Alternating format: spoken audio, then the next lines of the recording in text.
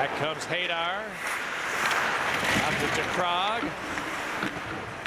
Again, Hadar.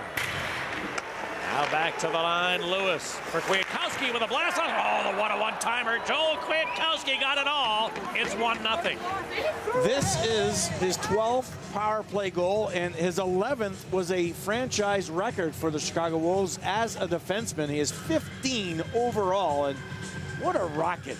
And I admire the way he can fire the puck, and it's hard to believe, and we're going to take a look at the opportunity at the other end. First of all, Holtet, I thought, yeah, Pavelec does throw a stick pad. I thought that when I saw it initially, that could have been a penalty on Pavelec.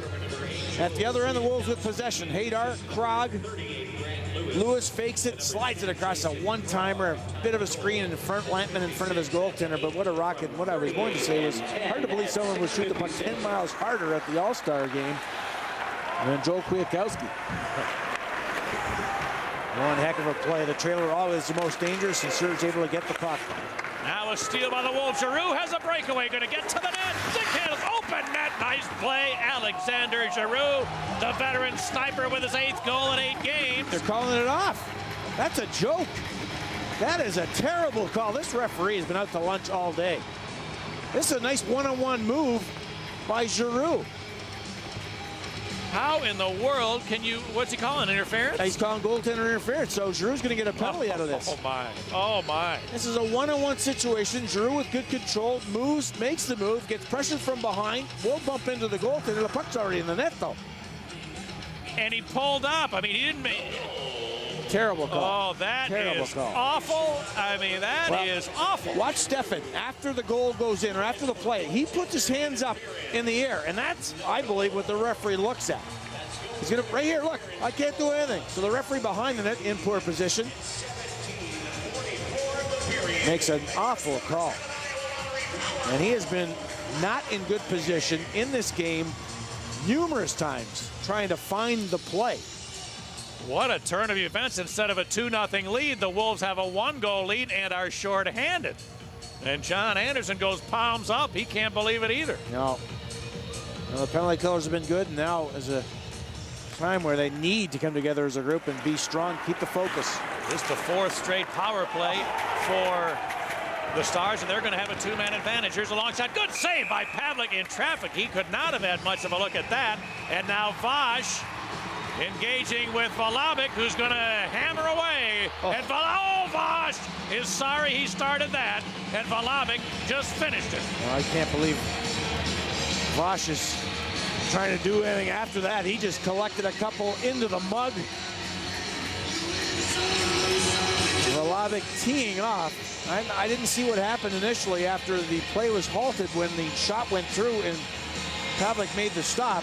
But Colin Stewart, well, you can see Pavelec not very happy, pointing to the Iowa Stars bench. Colin Stewart's going to get a penalty. It is going to be a 5-on-3 for a minute 50.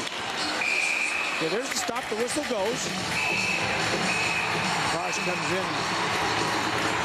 Pavelec takes care of him pretty good. He gets a couple of rights and right to the noggin, drops Vosh to the ice. And now there's some talk with Vosh's jersey, whether he was tied down. Both the linesman and the referee was over to the Stars bench. If they deem that it was not tied down, he will be gone for the game. Connor into the zone, trying to speed up the middle. Good stand-up play by Oyster. Here's Connor trying to get away from Oyster. Cannot. He instead throws it away, and the Wolves penalty over. Here's Giroux. He's got another breakaway. Don't interfere this time. He'll just score. It's 2-0. Wow. Timing is everything.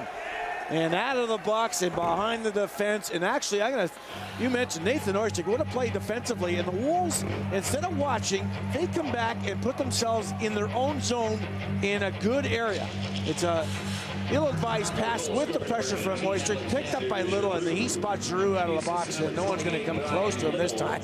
It looked like he was setting up for the same move, pulled it in, but went top shelf on the blocker's side when Stefan dropped his shoulder. Very nice shot. Good play. What a pass. And it started with a very strong defensive play by Nathan Oyster.